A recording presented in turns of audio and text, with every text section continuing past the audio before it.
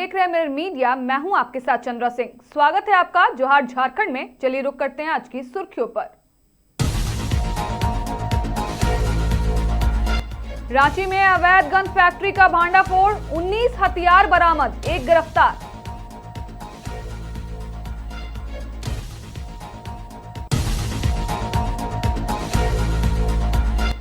आपसी विवाद में युवक की बेरहमी से पिटाई, थाने में मामला दर्ज।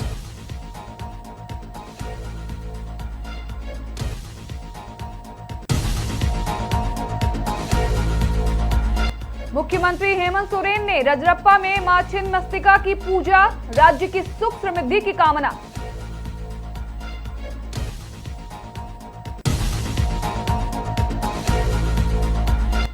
केंद्रीय बजट पर भाजपा की प्रेस वार्ता, मुख्यमंत्री के बयान को बताया गरिमा के खिलाफ।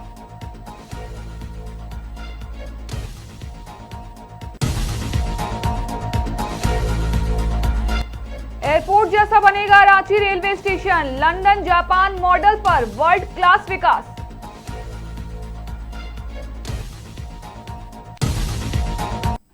अब खबरें विस्तार से। रांची पुलिस ने अवैध हथियार निर्माण के खिलाफ बड़ी कार्रवाई करते हुए अनगढ़ा थाना क्षेत्र के सीतादी गांव में चल रही कथित गन फैक्ट्री का भांडाफोड़ किया है। गुप्त सूचना के आधार पर डीएसपी सिल्वी के नेतृत्व में गठित विशेष टीम ने छापेमारी कर नारायण लोहार नामक व्यक्ति को गिरफ्तार किया है। पुलिस ने आरोपी के घर से 19 हथियार बरामद किए हैं, जिनमें 4 अर्धनिर्मित हथियार शामिल है।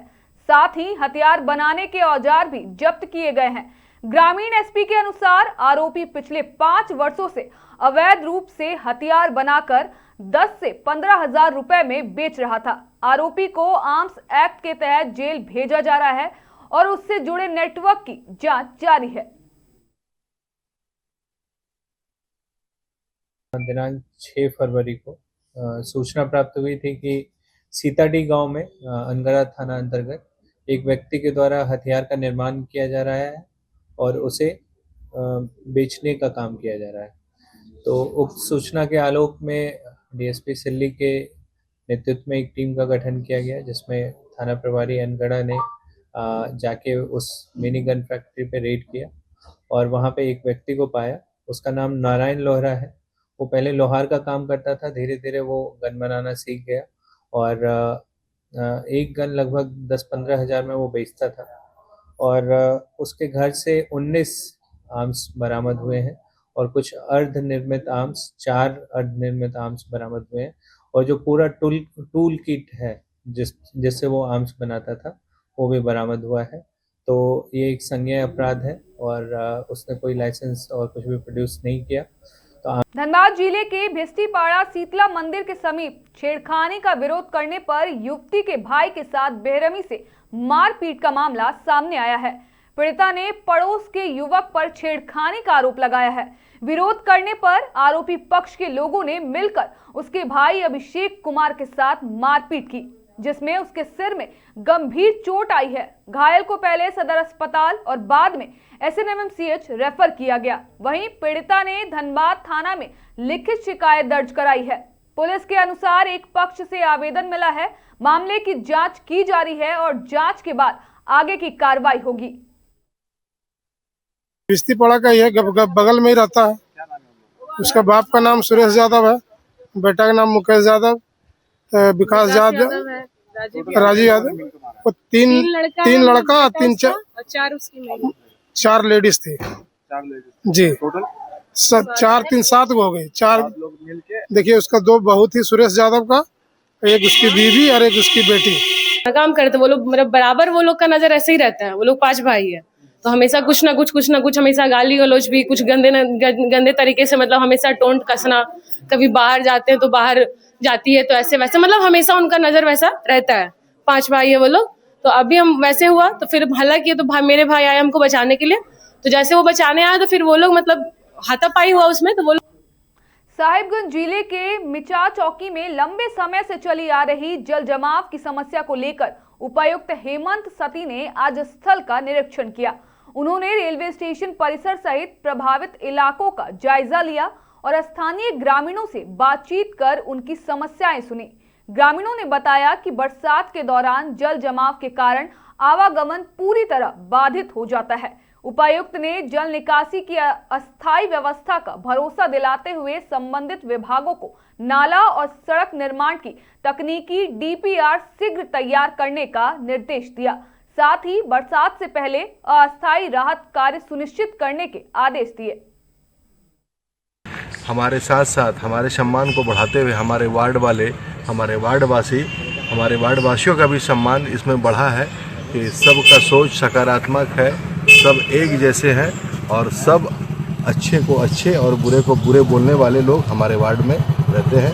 मैं अपनी ओर से धन्यवाद देता हूं, बहुत बहुत धन्यवाद है हमारे वार्डवासियों को हमारे तरफ से, और आशा करते हैं कि इस विश्वास को हम वार्ड पार्षद के रूप में अपने वार्ड में बेहतर से बेहतर खरा उतरने का प्रयास करेंगे। चाहेंगे कि जो विश्वास वार्डवासियों ने हमारे मुख्यमंत्री हेमंत सोरेन अपनी धर्म पत्नी विधायक कल्पना सोरेन के साथ प्रसिद्ध सिद्धपीठ रजरप्पा स्थित मां छिन्नमस्तिका मंदिर पहुंचे। मुख्यमंत्री ने पूरे विधि विधान के साथ मां छिन्नमस्तिका की पूजा अर्चना कर राज्यवासियों की सुख समृद्धि, खुशहाली और उन्नति की कामना की। इस दौरान उन्होंने नारियल बलि देकर रक्षा सूत्र बंधवाया और शीश झुकाकर माता रानी से आशीर्वाद लिया। मंदिर परिसर में मौजूद पुरोहितों ने परंपरा के अनुसार पूजा संपन्न कराई। इस दौरान रजरप्पा मंदिर न्यास समिति के सदस्यों ने मुख्यमंत्री हेमंत सोरेन और विधायक कल्पना सोरेन को प्रतीक चिन्ह भेंट कर सम्मानित किया। रांची महानगर भाजपा कार्यालय में केंद्रीय वित्त मंत्री निर्मला सीतारमण द्वारा पेश किए गए आम बजट को लेकर प्रेस वार्ता आयोजित की गई। भाजपा नेताओं ने कहा कि प्रधानमंत्री नरेंद्र मोदी के नेतृत्व में 1 तारीख को पेश किया गया यह बजट देश की अर्थव्यवस्था को मजबूत और प्रतिस्पर्धी बनाने वाला है। उन्होंने आरोप लगाया कि झारखंड में बजट को लेकर जानबूझकर भ्रम फैलाया जा रहा है। मुख्यमंत्री द्वारा बजट को ठेंगा बजट कहना और मंत्रियों की आपत्तिजनक टिप्पणियां मुख्यमंत्री पद की गरिमा के अनुरूप नहीं है। भाजपा नेताओं ने कहा कि यह बजट आम जनता की भागीदारी बढ़ाने और विकास का लाभ हर वर्ग तक पहुंचाने वाला है, जो 2047 तक भारत को आर्थिक महाशक्ति बनाने के विजन को दर्शाता है। वित्त मंत्री जी भी बोले थे कि ये 3 कर्तव्य पे पूरा बजट है कि हमारी इकोनॉमी को कैसे प्रोडक्टिव और प्रतिस्पर्धा बनाया जाए, और इस प्रतिस्पर्धा में और भारत के विकास में आम जनमानस का क्षमता कैसे बढ़ा जाए, उनकी भागीदारी कैसे हो जाए, और उसके बाद बढ़ी हुई अर्थव्यवस्था का लाभ सब वर्ग तक कैसे पहुंचे। ये 3 बिंदु पे ही पूरा बजट है। और ये बजट को आप ध्यान से देखेंगे तो प्रधानमंत्री का जो सोच है कि 1947 तक भारत एक आर्थिक महाशक्ति के रूप में उभरे, उसका ये नींव बजट रखता है। झारखंड में कुछ भ्रांति टाइप का हवा उड़ाया जा रहा है। रांची नगर निकाय चुनाव को लेकर सभी तैयारियां पूरी कर ली गई है। नामांकन और नाम वापसी की प्रक्रिया समाप्त होने के बाद राज्य निर्वाचन आयोग की ओर से मेयर और पार्षद प्रत्याशियों को चुनाव चिन्ह आवंटित कर दिए गए हैं। रांची स्थित समाहरणालय में सुबह से ही भारी भीड़ देखी गई, जहां प्रत्याशी अपने समर्थकों के साथ पहुंचे हैं। चुनाव चिन्ह मिलने के बाद प्रत्याशियों में खासा उत्साह नजर आ रहा है। प्रत्याशियों का कहना है कि वे अपने अपने क्षेत्रों की समस्याओं का समाधान करेंगे, जन भावनाओं का सम्मान करेंगे और पूरी निष्ठा के साथ विकास कार्यों को आगे बढ़ाएंगे। जी, मुद्दे तो बहुत है और किसी भी गली मोहल्ले में, किसी भी नगर निगम के, इसमें बहुत सारे मुद्दे होते हैं और मुद्दा मेन समस्या है, तो उस समस्या का निदान करना है। तो नाली है, रोड है, स्ट्रीट लाइट्स है, चेन स्नैचिंग का प्रॉब्लम है, फिर और भी डेवलपमेंट है जो हम लोगों को करनी पड़ेगी। तो ये समस्याएं हमारे सामने आ रही हैं और पानी की समस्या तो बहुत बड़ी है, जो अभी अब गर्मी आएगी तो बढ़ेगी ज़्यादा। महिलाओं के लिए क्या सशक्तिकरण करने के लिए? जी, महिला सशक्तिकरण के लिए मेरा बस इतना कहना है कि आप अगर शिक्षित हैं, एक महिला शिक्षित है तो वो 10 को शिक्षित कर सकती हैं। और इस बार वार्ड नंबर 19 में हम लोग परिवर्तन लाना चाहते हैं। एक ही परिवार का। रांची रेलवे स्टेशन को लंदन, जापान और जर्मनी जैसे आधुनिक स्टेशनों की तर्ज पर पूरी तरह एयरपोर्ट जैसी सुविधाओं के साथ विकसित किया जा रहा है। रांची रेल मंडल के अनुसार करीब 1 साल में यह प्रोजेक्ट पूरा हो जाएगा और यह स्टेशन अपने आप में यूनिक होगा। स्टेशन के नॉर्थ और साउथ साइड पर विशाल सर्कुलेटिंग एरिया विकसित किए जा रहे हैं, जहां हजारों गाड़ियों की पार्किंग की सुविधा होगी। नॉर्थ साइड को ROB से जोड़ा जाएगा, जिससे जाम और गेट क्रॉसिंग की समस्या कम होगी। नए स्टेशन में अराइवल और डिपार्चर अलग होंगे। दिव्यांगों के लिए लिफ्ट, रैंप, 36 मीटर चौड़ा कॉन्कोर्स, वेटिंग लाउंज, खान पान और स्लीपिंग पॉड जैसी आधुनिक सुविधाएं मिलेंगी।